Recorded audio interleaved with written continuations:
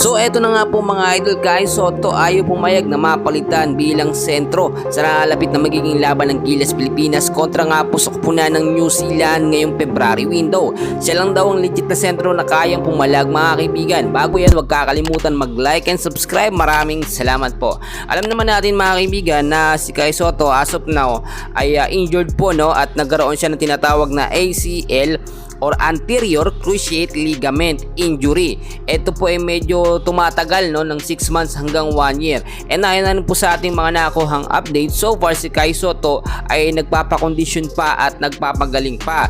Pero meron tayong mga nakuhang update mga kaibigan. Take note, no, posibleng mas mapabilis etong si Kai Sotto sa kanyang recovery. Kung titignan nyo mga kaibigan, si Kai Sotto so far okay naman siya, pero kapag ka napuwersa mga kaibigan ang kanyang pagkilos, especially pag tumalon siya ng mataas at yung pagbagsak niya, doon po talaga may impact at kinakailangan mag-release ng maayos na clearance sa medical si Kai Sotto bago siya makuha at makapaglaro muli sa Gilas Pilipinas. Sa pagkakataong ito mga kaibigan, nakita naman natin kung walang Kai Sotto sa February window, makakalaban kasi ng Gilas Pilipinas sa FIBA Asia Qualifiers 2025 ang kupunan ng New Zealand, ay mahihirapan tayo sa depensa mga kaibigan. Do meron tayo yung Junmar Fajardo, automatically yan, pero nakakuha naman na si Coach Tim kung sakasakali mga kaibigan na talagang hindi na makasalaro si Kai Sotto at mangyari yung 6 months to 1 year, no, nandyan po si Japet Aguilar. Ay nasop na, no, hahanap pa rin ng additional backup na big man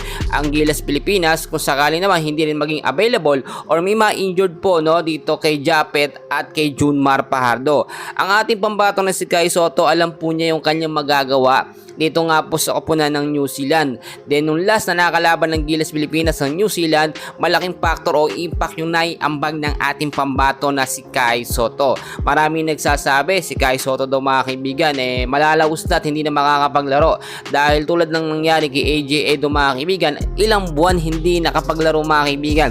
Pero sa kondisyon naman ng ating pambato na si Kai, mabilis yung recovery niya dahil nga po sa bata pa siya, mabilis nagpa-function yung mga buto niya, yung pangangatawan niya, mabilis na nakaka-recovery.